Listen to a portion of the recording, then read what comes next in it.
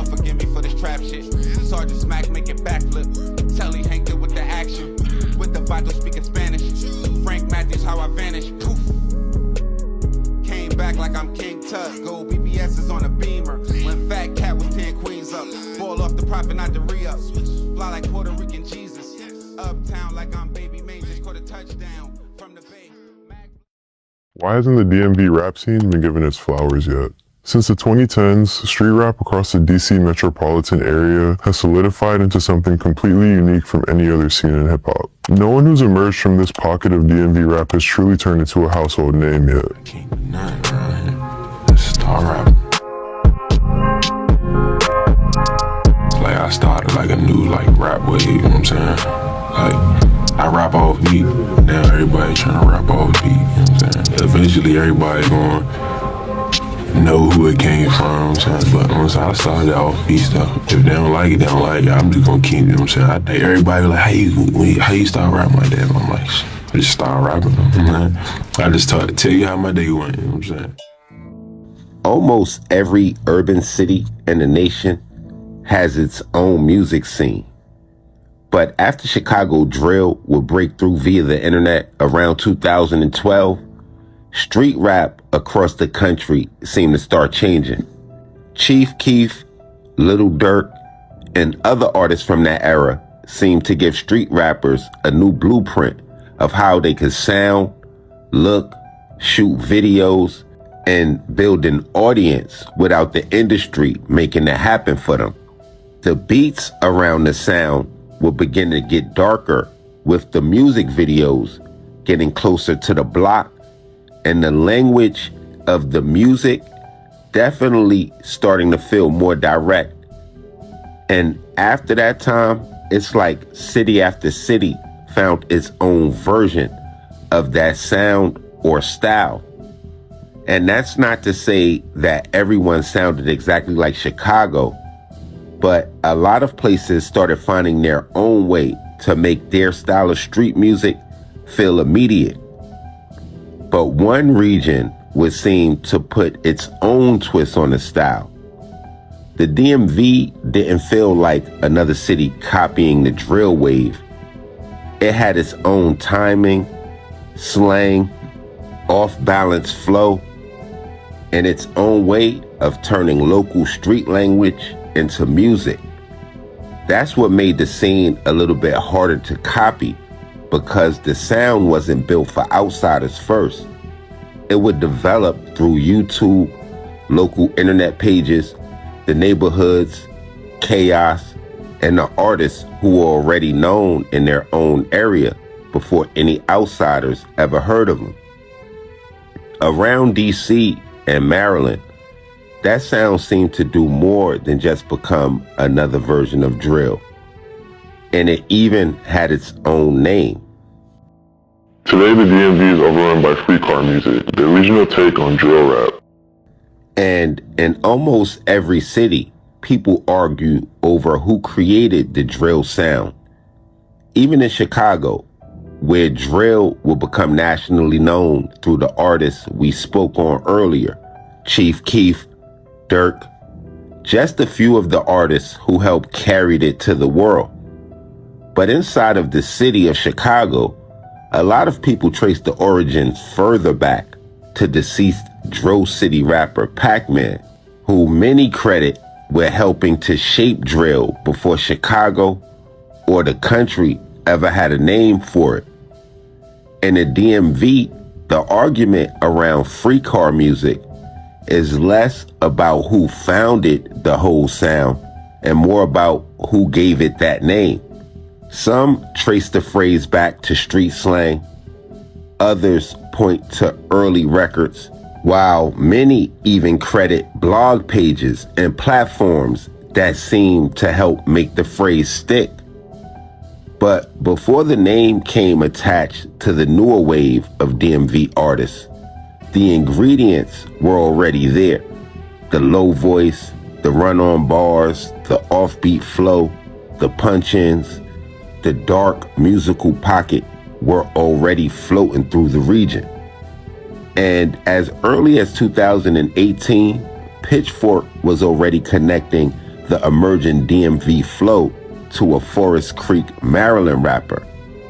And by 2026, 4 long years after his death, Pitchfork was still giving him credit for helping to shape the DMV punch-in flow into what it is today. I'm having my way with this shit, might go on the drill. These rap niggas bapping, they poppin' fake pill. We slide, might slide on the hill. I'm popping them Perkins and hoping to heal. We hop with the cops so they know that it's real. Don't shoot from afar, try and get us a kill. Don't so much lane, might spit me a meal. We just might hit us a limb with that bitch, she got zits on her lip.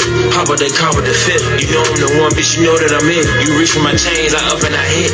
I got that bitch to a hip. I just might buy her some lip.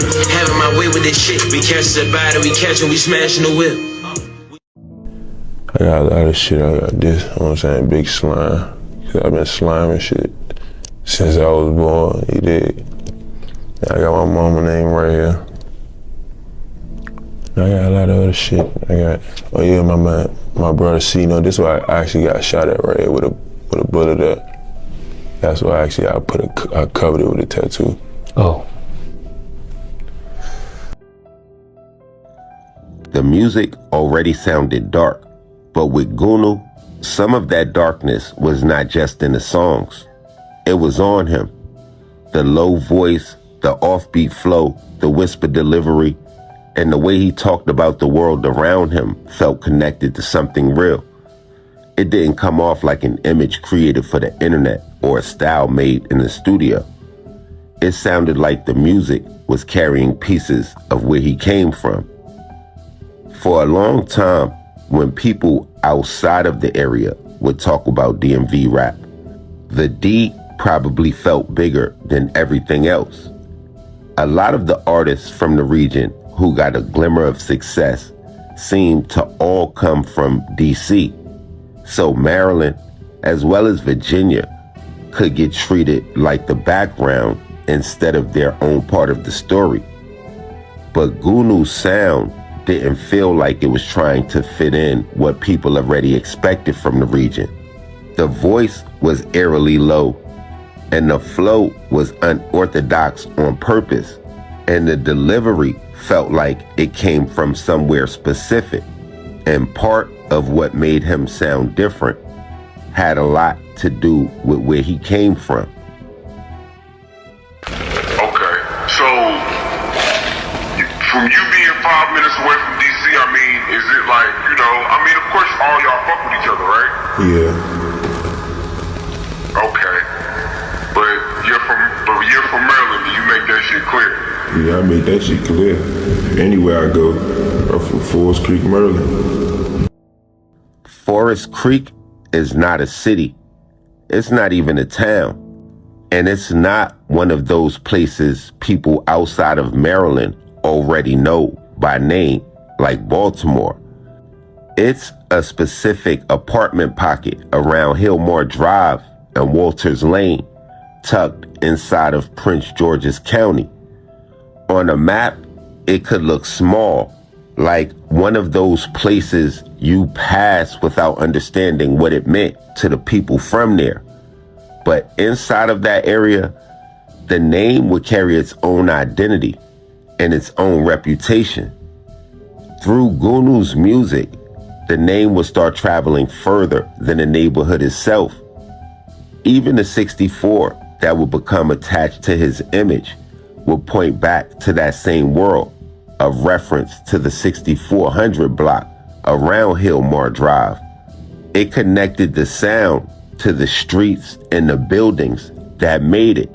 Forest Creek would become part of how people would understand Goonew and hear the music, and part of the reason his story could not be separated from where he is from.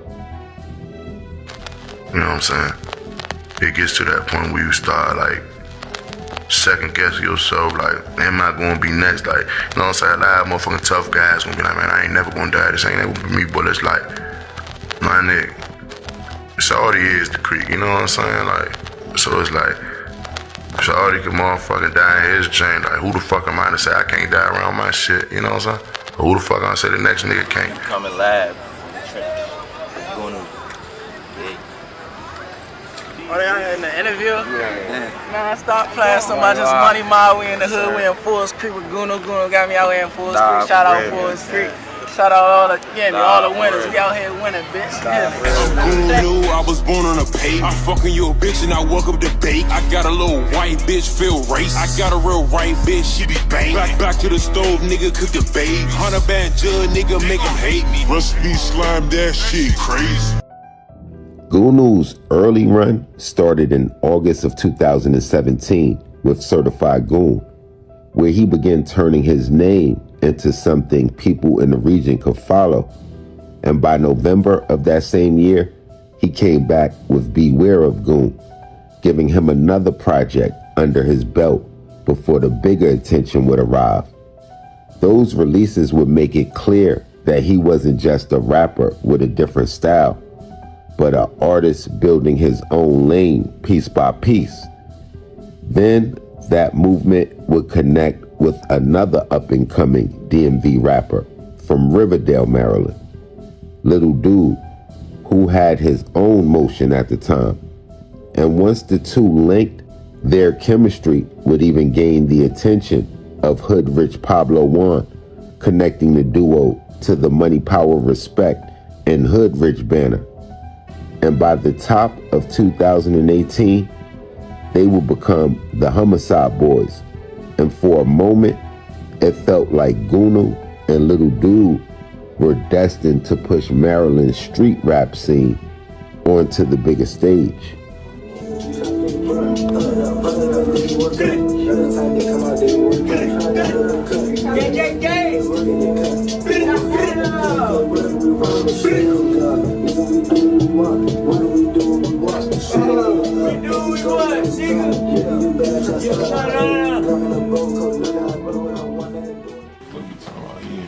Homicide. You hear me? Alright, so first of all, Homicide Boys just dropped last night. Yeah. It's crazy. That shit was crazy. That shit going slap. That shit going digital. Free help. Already. Free heck, money, power, respect shit. You already know what it is, man. So, what made y'all like drop that yesterday?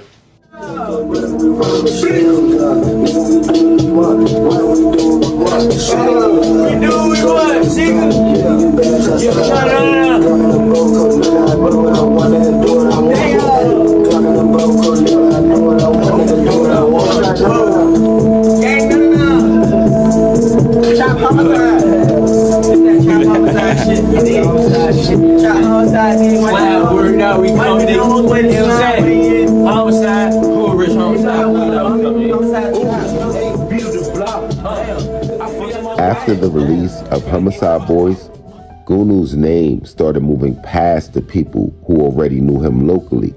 The music was getting bigger and the views were growing, and the same things that first made people question his style were now making people pay attention.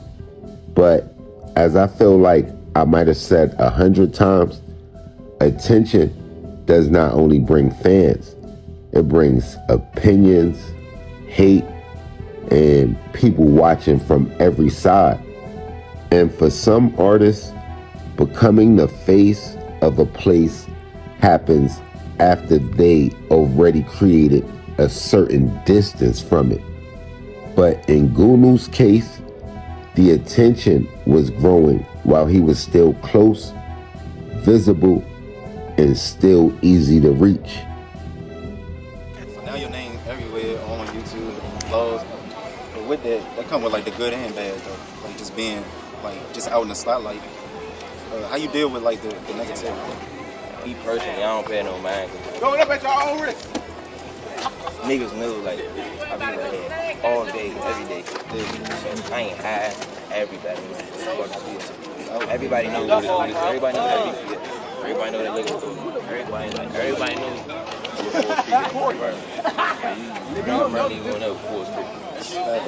Beautiful and Lil Dude got into it on Twitter, man. You know what I'm saying? Lil Dude showing off the new NPR chain. You know what I'm saying? Money, power, respect. You know what I'm saying? And whole time Cute Fool said, man, they never know how much you sucked for that chain. Damn. Little dude also responded, he said, on Twitter, leave the internet alone, George. Your name is George. Read a fucking book. Damn. I'm a goon. You a fool. It's the difference. Free the game. The chain post was bigger than jewelry. It put the money, power, respect, hood rich connection in public view. And the response from a rival DMV rapper would turn that affiliation into a violent confrontation. The feud would eventually lead to the high-profile robbery and attack on hood rich Pablo Juan, where his chains would be taken. And in the fallout of that, the same banner that would once extend a helping hand to the two DMV artists would now become part of the separation between them and Pablo.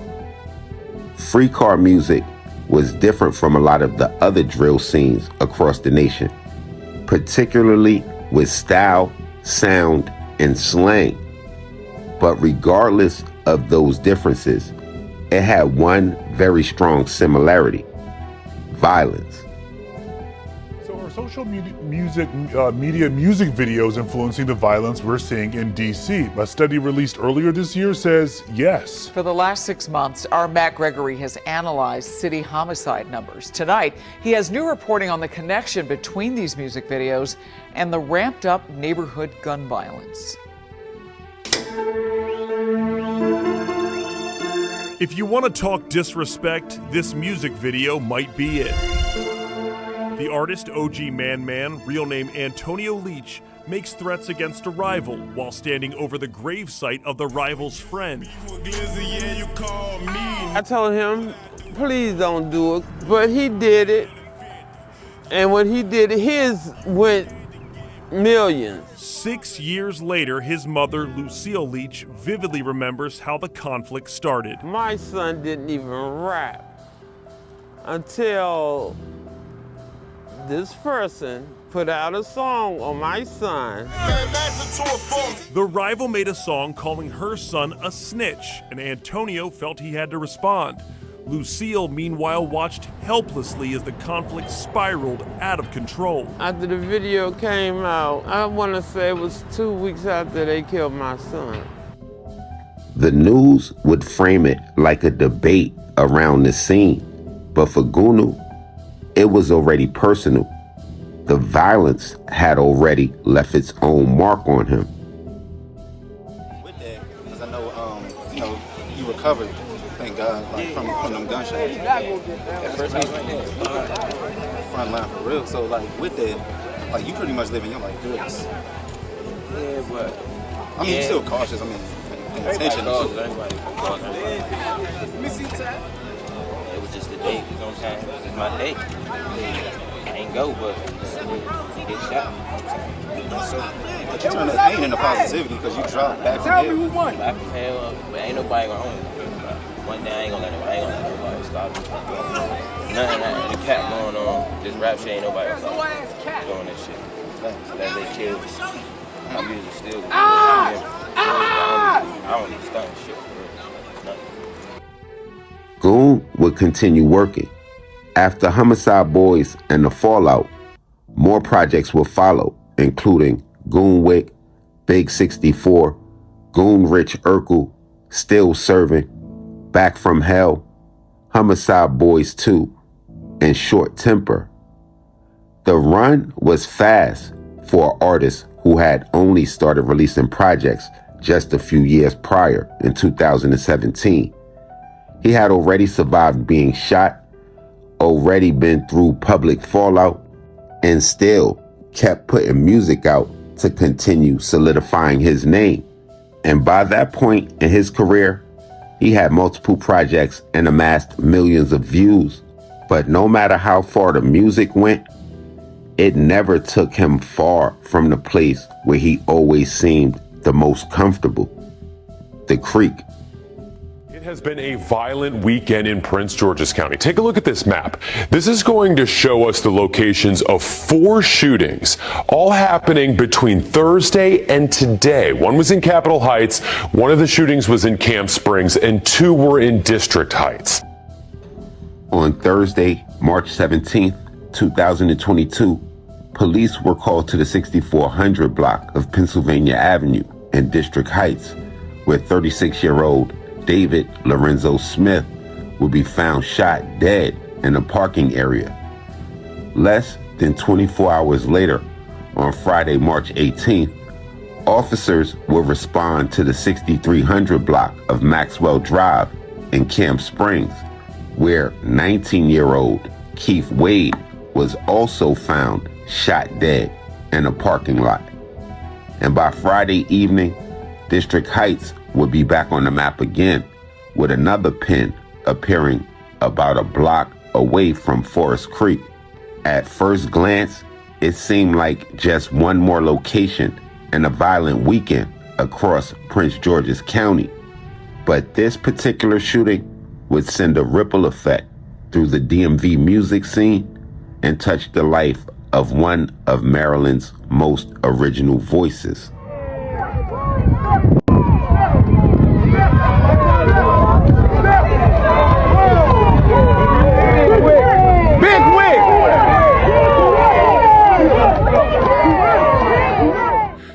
This store on Walters Lane off Pennsylvania Avenue in Prince George's County is a place of convenience for the families who live nearby, but this parking lot memorial tells you it's a place of pain for one of those families. That's where 24-year-old Markel Morrow was shot and killed Friday night. Police say the local musician was shot on Walters Lane. He was 24-year-old Markel Morrow, and his fans knew him as Goonew. He'd adapted a childhood nickname as his rap moniker once he started back in 2017. He'd built a following in the area where he grew up, and the fan base was expanding. He could have been on the cusp of something bigger, but the dream ended in front of this store Friday evening when he was shot during a robbery. He died a short time later at a hospital. Mama, love you so much.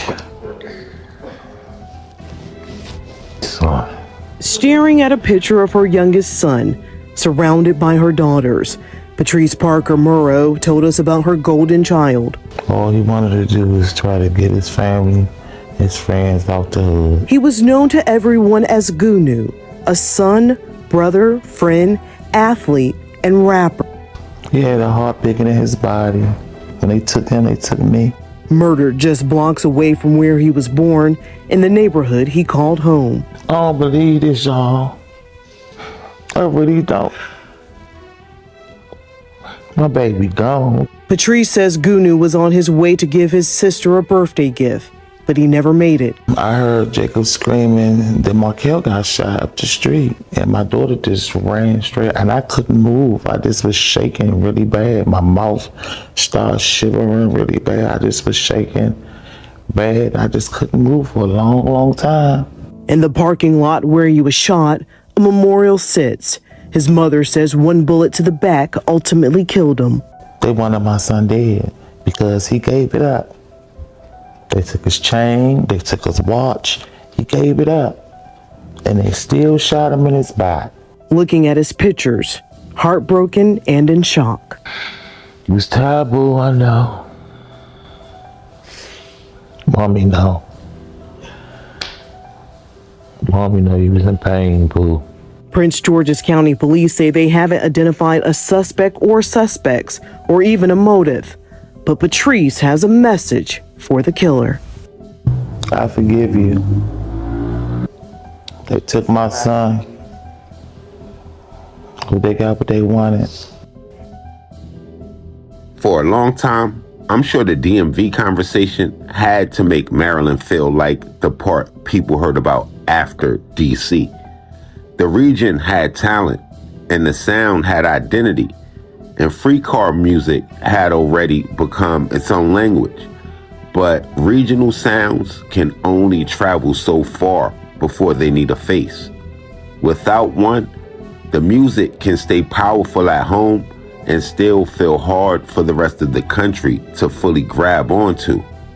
And looking back, Goonew kind of seemed like one of those few artists who could have given that sound a voice outsiders understood without changing what made it different, while putting his hood, Forest Creek, on the map for the world to see. And that's why in the DMV, his death has to feel bigger than just another artist being killed before a breakout. Maryland didn't just lose Goonew. It lost one of the closest things it had to a face while a sound was still trying to reach past the region. And even to this day, in 2026, writers are still giving him credit for his influence on the region's flow. Free car music would continue to spread after him, but it still remains a regional sound, still waiting on that face that could carry it everywhere else. Goonew left behind Forest Creek, a sound and a question of how far Maryland street rap could have gone if he had lived just a little longer. Now, y'all make sure y'all hit the red bell and subscribe button right under this video so y'all know when this real Trill Spill shit is dropping. Y'all get in the comment box below. Y'all let me know what cities we need to go to, what stories we need to tell, what we missed, what we got wrong, all of that. Y'all make sure y'all tapping with me directly on Instagram, Twitter, POP_A_LOT. And until the next jug, y'all know how we rocking. It's your ace Popalot. Salute the almighty MOBB.